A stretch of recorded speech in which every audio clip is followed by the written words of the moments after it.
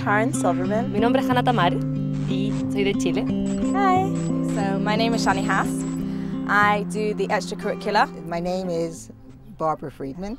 So my name is Shoshana Ref. Okay, my name is Mrs. Kaganef. Shalom. My name is Reva Sperling. Okay. My name is Miriam Shaul. I'm the Administrative Director at Sharim. Hello, I'm Annette Migdal.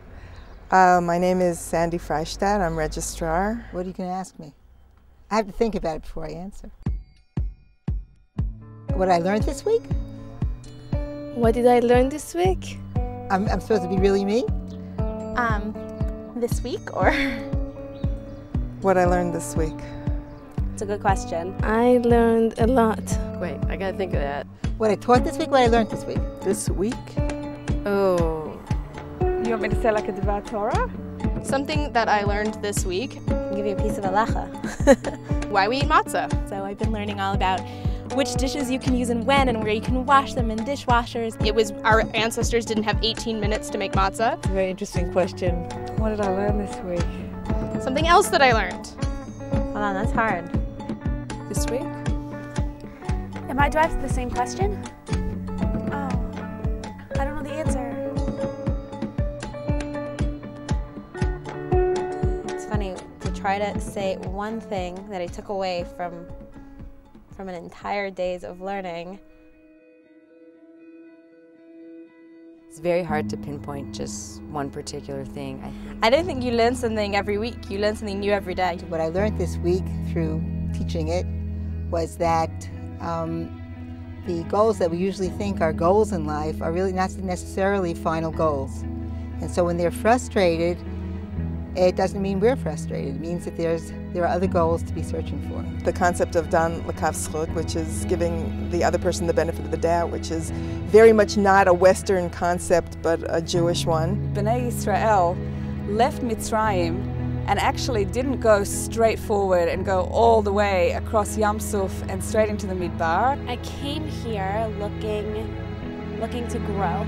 I want to be a math teacher, but I left everything to come and learn about Judaism. There is always another side to everyone's story here. I had 2 siyums, which means that finished learning something. We're seeing all the open miracles Hashem did every single day for our Jewish people when leaving Egypt, while still in Egypt also. When we think 1 + 2 = 3, it's only because Hashem's dictated that 1 + 2 = 3. But that Hashem can decide whether or not he wants to change 1 or whether or not he wants to change 2. We don't always go in a straight direction to wherever we're going, and sometimes we have to take a few steps back, or maybe even a lot of steps back, and go back over the same place that we were in before in order to realize something that we didn't learn the first time we were there. Even if you could be in pain over something, it doesn't depress you because you realize there's something beyond that. So that helps in everyday life. With both siyums, definitely learned that once you set goals and set a way to accomplish them, you can. When I first came to Sharim 7 months ago, I didn't even know where to open the Chumash, where to find the parak, that Rashi had its own handwriting. Everything that happens to the nations and everything that happens to the world is really a message to Bnei Israel. I'll be telling my students an idea, a Torah idea, and then something happens to me that afternoon where I'm forced to live the idea that I just taught. It happened when I missed a bus. It happened when somebody asked me a question on a deeper philosophical question just this morning, and it had to do with something that happened yesterday in my family. You think you're just going to gain by just looking in Sefarim, you're just going to gain by looking in books and learning Torah, but you don't realize that Torah is in your life every single day. It's not just a theoretical knowledge, it's not physics, it's not mathematics, although those are certainly important topics. It's life. One of the books I was reading, believe it or not, was about being a mother. She was crying and crying, and I was holding her and I was saying to her, Mummy loves you, Imma loves you, she loves you. She wants to give you what you want. She wants to give it to you, but she knows it's not good for you. Imma has a plan, she knows what she wants to give to you.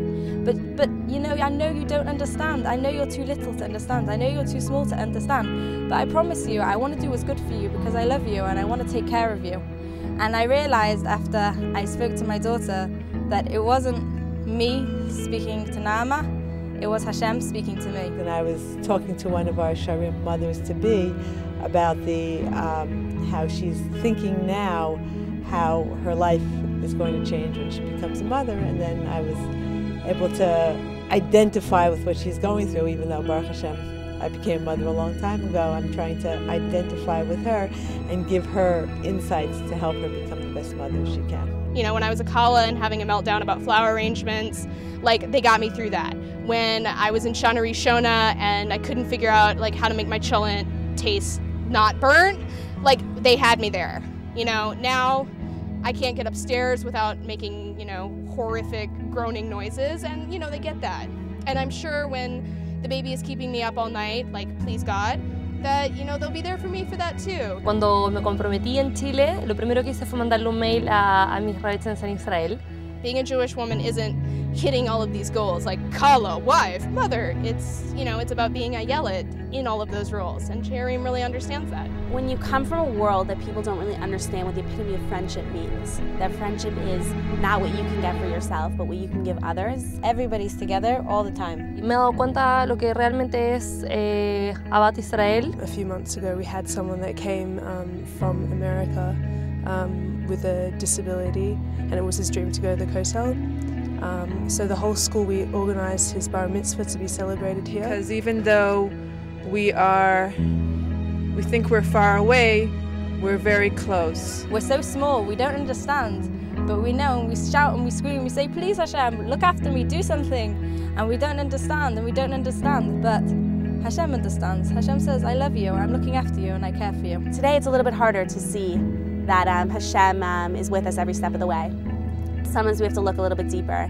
And I'm learning to remember that the same Hashem that split the sea, the same Hashem that brought us into Israel, is the same Hashem that helps us today.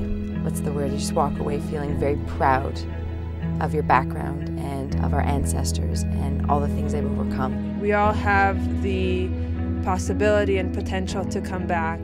Y eso realmente es lo que va a traer la Geula a Israel. I'm going to take that idea with me.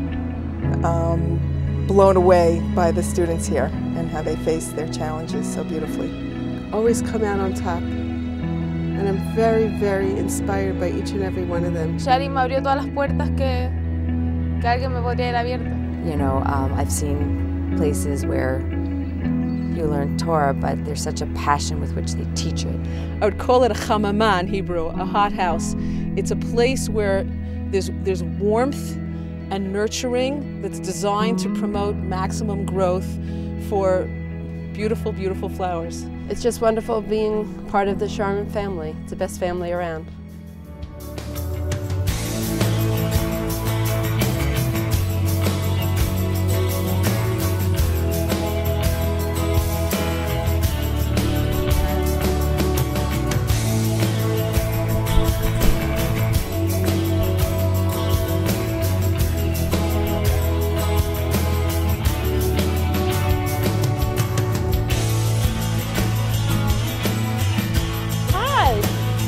On candid camera.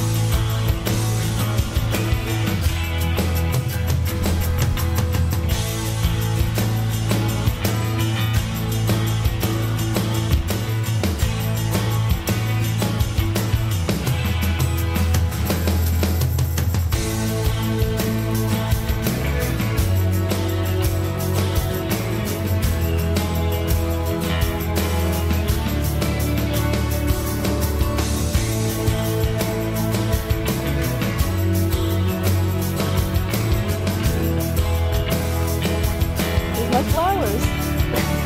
My flowers.